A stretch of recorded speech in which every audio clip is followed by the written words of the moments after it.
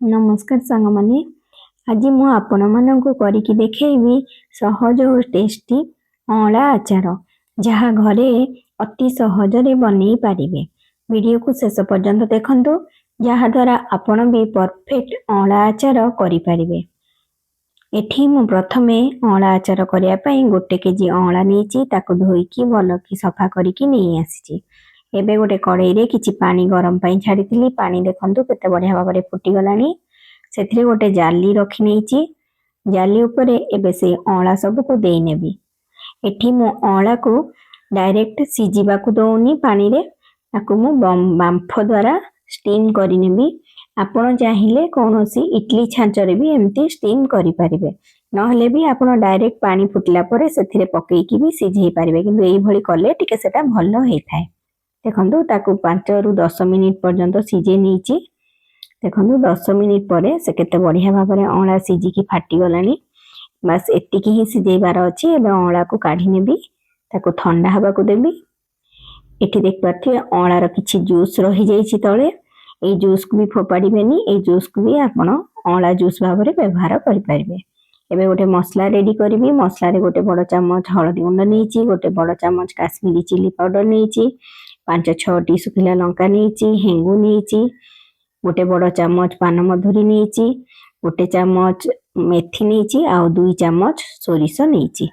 एबे गोटे कड़ाई गरम करूछि। कड़ाई गरम होला परे सेथिरे जो सुखिला लंका रखथिली सुखिला लंका को प्रथम देई नेइछि, तापरे पान मधुरी की देई नेइछि। एबे मेथी को भी देई नउछि। ए सब को टिके टिके भाजी नेइछि। आ जो सोरिष रखथिली सोरिष को भाजीबिनी, ताको सेमती ही गुंड करनेबी। आ जो अँला सिझेकी रखथिली देखि पारथे अँला पूरा ठंडा हो जाइछि। एबे अँला सब को फटेकी ता मझिरु मंजी की काढिकी अलगा करि नेबी। अँला सिझी गले देखि पारथे केते बढ़िया पूरा पाखुड़ा पाखुड़ा हेकी बाहरी जाउछि। पूरा इजीली बाहरी जाइथे मंजीटा, किछि कष्ट करिया पड़िबनी। देखि पारथे एई भली भाव रे सब अँलार मंजी काढिकी अलगा करि नेबी। देखंतु एबे सब अँला अलगा हो जाइछि। एबे जो मसला भाजी की रखिथिली से मसला को ग्राइंडर जार रे देकी ग्राइंडिंग करनेबी। देखंतु मसला भी ग्राइंडिंग हो जाइछि। एबे गोटे कड़ाई गरम करूछि। कड़ाई गरम होला परे सेथिरे 2 बड़ चम्मच सोरिष तेल बा गोटे केजी अँला पाई एठी मु 100 ग्राम रो तेल नेइछि। देखंतु तेल पूरा धुआं उठिया पर्यंत गरम करनेबी। गरम होला परे सेथिरे गोटे चम्मच कला जीरा देइछि। कला जीरा फुटला परे सेथिरे जो रखिथिली अँला से अँला को देई नेइछि। तापरे हळदी गुंड देई नेइछि, आ काश्मीरी चिली पाउडर को भी देई नेबी। काश्मीरी चिली पाउडर टा देले आचार कलर टा बहुत सुंदर हेइथाय। देखंतु ए सब को गोळेई नेबी।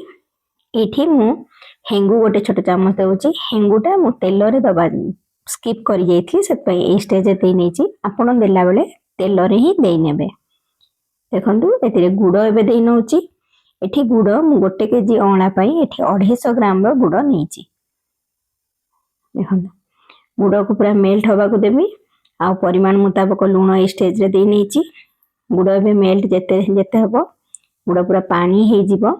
से पानीटा पूरा अठा अंश हेकी सिरा हेकी ता देहरे बांधिबा पर्यंत ताकू मु सिझे नेबी। फ्लेम सब बेले मीडियम रे रखिबी। देखंतु मीडियम फ्लेम रे से आस्ते आस्ते कमी कमी जाउची से पानी अंशटा। देखते गुड़टा केते बहलिया हे आसलानी। एतिकी ही सिझेइबी, आ बेसी सिझेइबिनी। पूरा अधा अधि से सब पानी मरी गलानी। ए आउ जहा पानी अंश देखा जाउची सेटा मसला हरिका देला परे से पानी अंशटा आउरी भी मरी जिवो। देखंतु एबे फ्लेम ऑफ करिकी जो मसला सब गुंड करिकी रखथिली सब मसला देई नेइची। तो मसला सब को भलो भाव रे गोळेई नेबी।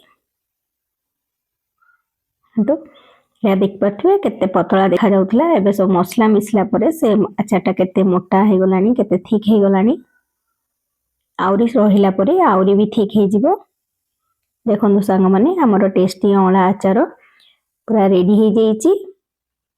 खट्टा मीठा स्वादर परफेक्ट मिश्रण। एई आचार को आपण रुटी परोटा किंबा भात सहित खाई परिबे। अँला तो जानिथिबे देह पई बहुत हितकारी। आपण एई आचार को पूरा ठंडा हवा को देबे। ठंडा हैला परे खरा रे 2-3 दिन कपड़ा गोटे बांधिकी ता ऊपर सुखै नेबे। तापरे ठंडा हे गला परे ताको गोटे एयर टाइट कंटेनर रे भर्ती करिकी रखि नेबे। ଆଉ ଖାଇବା ସମୟରେ ସବୁବେଳେ ଶୁଖିଲା ଚାମଚରେ କାଢିବେ, ଯାହାଦ୍ୱାରା ଆଚାର ଖରାପ ହେବନି, ବହୁତ ଦିନ ଲାଷ୍ଟିଂ ହେବ। ଆଜିର ଭିଡ଼ିଓ ଆପଣଙ୍କୁ ଭଲ ଲାଗିଲେ ଲାଇକ୍ ସେୟାର କରନ୍ତୁ, ଆଉ ଚ୍ୟାନେଲରେ ନୂଆ ଥିଲେ ସବସ୍କ୍ରାଇବ୍ କରିବାକୁ ଭୁଲିବେନି। ଆଉ କମେଣ୍ଟସରେ ଲେଖନ୍ତୁ ଆପଣ କେଉଁ ଆଚାର ଦେଖିବାକୁ ଚାହୁଁଛନ୍ତି। ରହିଲି, ପୁଣି ଆସିବି ଏକ ନୂଆ ରେସିପି ସହିତ। ନମସ୍କାର।